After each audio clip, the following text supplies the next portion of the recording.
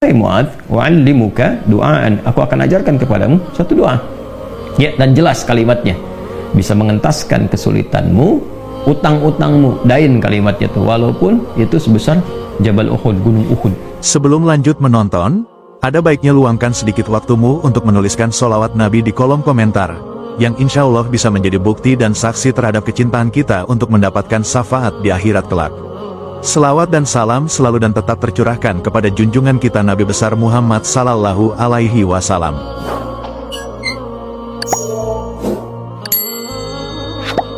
Nah, di antara pelajaran yang pernah disampaikan oleh Nabi yang diajarkan kepada Mu'adz bin Jabal, ya Mu'adz, atau kama qala Rasulullah sallallahu alaihi wasallam, wahai Mu'adz, wa'allimuka du'aan, aku akan ajarkan kepadamu suatu doa.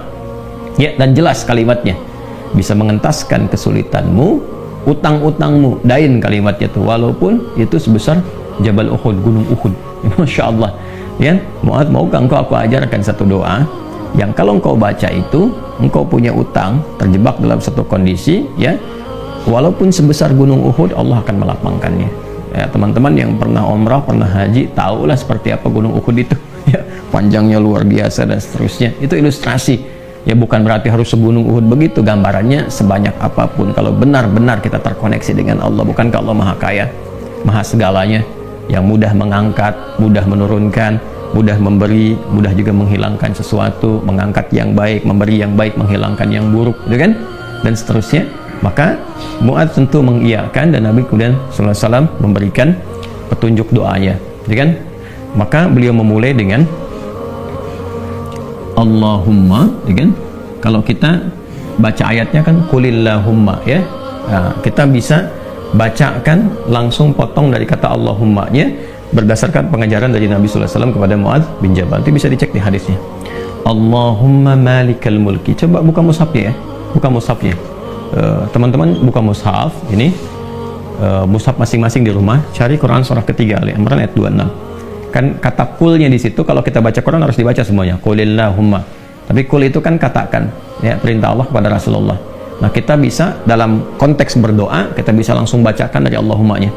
Allahumma malikal mulki. Saya ulang, ya. Allahumma malikal mulki, tu'til mulka man tasha' wa tanzi'ul mulka mimman tasha' wa tu'izzu man tasha' wa tudhillu man tasha' biyadikal khair innaka 'ala kulli syai'in qadir. Jadi dimulainya dari Allahumma-nya sampai ke ujung ayatnya. Sudah? Dah, ya. Kemudian teruskan Rahmanad dunya, Rahmanad dunya. Saya tulis, ya, teman-teman itu bisa screenshot, ya. Sudah? Rahmanad dunya wal akhirah wa rahimahuma. Asalnya ya Rahman, ya Rahmanad dunya wal akhirah. Karena kita ingin cepat. Biasanya kan orang memohon tuh kalau punya utang pengen cepat dilepaskan, kan? Maka caranya biasanya dilepaskan huruf ya-nya dan menunjukkan ini fathah untuk menunjukkan ada ya sebelumnya.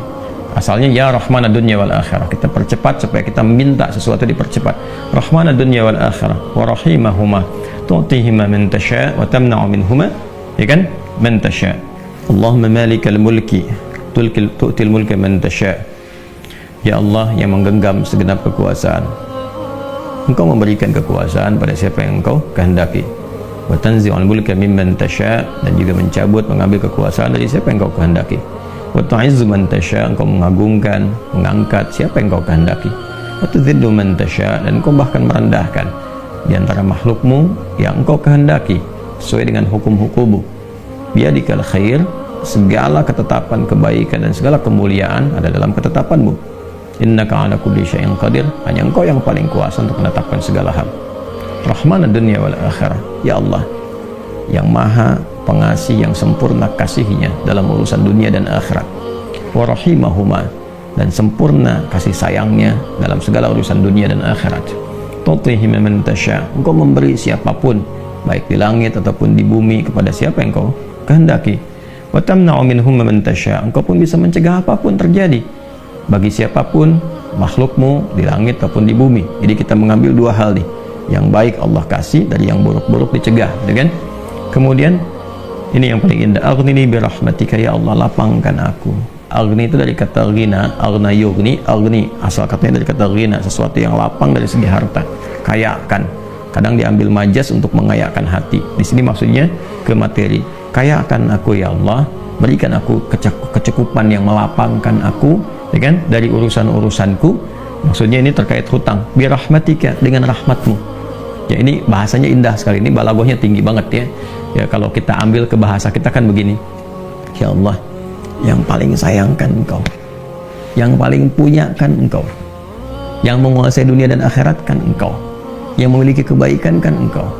Yang mencegah dari segala yang sulit pun kan Engkau. Yang punya solusi semuanya Engkau. Maka dengan kepasrahanku kepadamu dan pengakuanku atas semua rahmat dan kekuasaan keagungan yang Engkau miliki, aku memohon dengan rahmatmu, dengan kasihmu, hanya Engkau yang sayang ya Allah, yang bisa menyelesaikan urusanku ya, dan dengan rahmatmu aku mohon yang bisa melapangkan keadaan hartaku untuk melunasi utang-utangku. Kalau aku memohon kepadamu saja dengan segala kasih sayangmu, kepada sifat sayangmu, ya kan? Kalau aku memohon dengan segala sayangmu belum kau kabulkan, maka kepada siapa lagi aku mesti mohon? Sedangkan kau yang paling sayang kepadaku. Kalau yang paling sayang saya tidak memberi, lantas kepada siapa saja? Ya, kepada siapa lagi aku mesti memohon?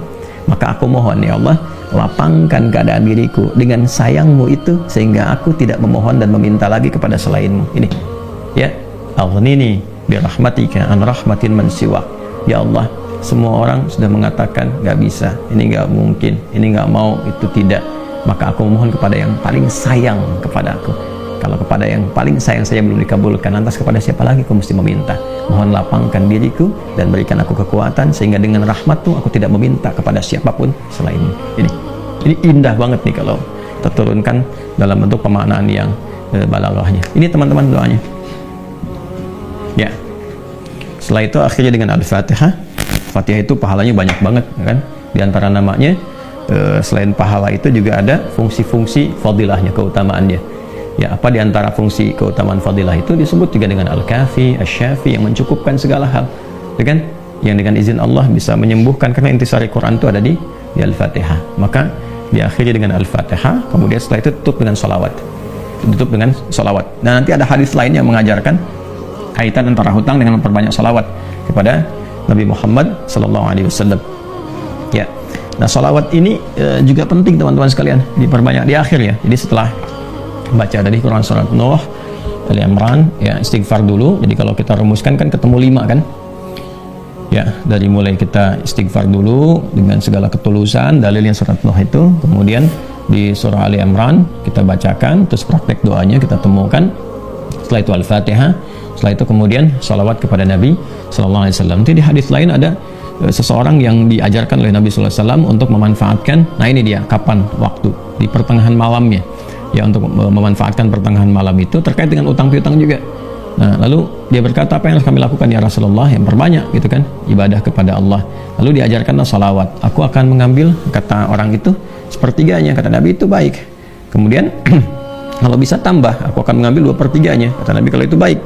Lalu kalau bisa tambah, aku akan mengambil keseluruhannya. Ketika orang itu menghidupkan sholawat di akhir-akhir malam itu, ya maka Nabi SAW langsung berkomentar, Rasulullah SAW, maka Allah akan mencukupkan, bahkan melebihkan apapun yang kamu rasakan gitu ya, yang kamu hadapi. Nah itu beberapa ulama menempatkan bab itu dalam pengantasan utang piutang. Jadi kalau kita temukan, ketemulah kemudian di sana 5 bagian, yang kelimanya ditutup dengan keadaan ini kapan, yaitu waktunya tengah malam, dan ditunaikan diawali dengan sholat dulu untuk mengoneksikan diri kita kepada Allah Subhanahu wa Ta'ala. Jadi kalau Anda bertanya kapan ini dibacakan, ya saya ulangi, kapan ini dibacakan, yang paling pokoknya adalah di pertengahan malam, di sepertiga malam. Jadi bangun malam hari supaya ada getaran kejiwanya lebih cepat mengamalkan Quran. Surah Al-Muzammil itu surah 73 ya, di ayat yang ke-6, inna nasyi'atal laili hiya asyaddu wat'an wa aqwamu qila. Bangun malam itu bacaannya menyentuh kepada jiwa, lebih mudah mendapatkan kekhusyuan. Jadi sepertiga malam bangun, istighfar gitu kan ya. Setelah sholat itu, sholat kita supaya bangun konektivitas dulu. Sholat itu kan kalau sudah bagus khusyuk, konektivitasnya tinggi. Setelah itu baru diistighfari, istighfar menjelang sahar ya, wabil asharihum yastaghfirun, menjelang sahar mereka banyak istighfar. Nah kalau sudah beristighfar itu Masya Allah, nanti di Quran surah ketiga ayat 17 itu nanti akan diberikan oleh Allah 4 kekuatan yang bersanding dengan orang istighfar. As-sabirina was-sadiqina wal-qanitina wal-munfiqina wal-mustaghfirina bil ashar. Punya kekuatan untuk sabar, punya kekuatan untuk membenarkan ajaran Quran dan mengamalkannya. Kemudian apa lagi? Qanitin, khusyuk ibadah. Orang yang biasa bangun malam istighfar di ujung malam tuh lebih khusyuk ibadahnya. Nanti wal munfiqin, bisa jadi rajin infak, setara itu. 4 itu bisa setara. Jadi orang yang istighfar, pemahaman pertamanya bisa setara amalnya dengan orang yang rajin infak, yang khusyuk ibadah, orang yang membenarkan isi kitab dan mengamalkan, serta orang sabar. Pemahaman berikutnya adalah mendapatkan 4 keutamaan ini. Bisa rajin infak. Bagaimana bisa infak kalau nggak ada yang diinfaki? Ya, makanya itu satu-satunya juga yang menguatkan kembali bahwa ketika bisa istighfar dipraktekkan di ujung malam. Wabil asharihum yastaghfirun. Kapan istighfarnya? Setelah tahajud. Dari mana taunya? Quran surah 51 dari ayat ke-15 sampai ke-18. Innal muttaqina fi jannati wa 'uyun akhidina ma atahum rabbuhum innahum kanu qabla dzalika muhsinin. Ayat 17-nya, kanu qalila minal laili ma yahja'un. Kan mereka itu orang-orang yang sedikit tidurnya, maksudnya menghidupkan malam, rajin tahajud. Setelah itu apa? Wabil asharihum yastaghfirun. Menjelang waktu sahar, sepertiga malam ke waktu sahar, ya dekat-dekat ke fajar dia banyak istighfar. Nah, saat istighfar itulah dia dapatkan sampai hatinya khusyuk, baru bacakan ini. Ya Allahumma malikal mulki tu'til mulka man tasha' wa tanzi'ul mulka mimman tasha' wa tu'izzu man tasha' wa tudhillu man tasha' biyadikal khair innaka 'ala kulli syai'in qadir. Rahmanad dunya wal akhirah. Itu tulisan ke sana. Wa rahimahuma tu'tihuma man tasha' wa tamna'u minhum man tasha'. Kemudian teruskan langsung ke bawah. Aghnini bi rahmatika an rahmati man siwak. Minta kepada Allah. Ya, setelah itu boleh sertakan kemudian bahasa-bahasa kita minta. Terus baca Al-Fatihah, tutup dengan salawat kepada Rasulullah sallallahu alaihi wasallam. Ya, itu dibiasakan. Nah, sampai mendapatkan kekuatan, tapi bukan berarti tidak berikhtiar. Setelah itu ikhtiar tetap. Ya, tetap berikhtiar. Ya, bagaimana cara berikhtiarnya? Ya, itu bisa kita bekerja dengan baik. Kalau nggak ada modal sama sekali, misalnya kita berikhtiar dulu dengan amal kebaikan, datang ke masjid, berusaha rapi-rapi, gitu kan? Kemudian kita lihat ke DKM-nya, misalnya mengajukan dulu permintaan, nggak usah banyak-banyak pinjamnya, pinjamlah misalnya 100.000, 200.000 atau 500.000. Kemudian setelah itu cari peluang-peluang, misalnya di majelis-majelis ilmu kan banyak orang belajar itu, ya belilah modal tertentu, beli makanan atau minuman, terus kontak ke DKM-nya, sampaikan, ya supaya nanti ada sinergi antara jamaah dengan yang dagang, bicara dengan baik-baik sehingga nanti diumumkan. Ustadznya juga menyampaikan, berikan kelapangan kepada teman-teman yang sedang misalnya mencari rezeki berjualan, dapat dari situ, tambahkan lagi berdoa. Bisa jadi tiba-tiba Allah berkehendak menggerakkan orang-orang tertentu yang baik dan sebagainya, ya kan? Jadi bukan datang ke ustadz untuk melunasi utangnya. Saya lihat beberapa teman-teman tuh kalau minta, saya terjebak riba gini, gimana solusinya? Mau minjam, mau minta dilunasin. Teman-teman saya itu udah tugasnya ngajar.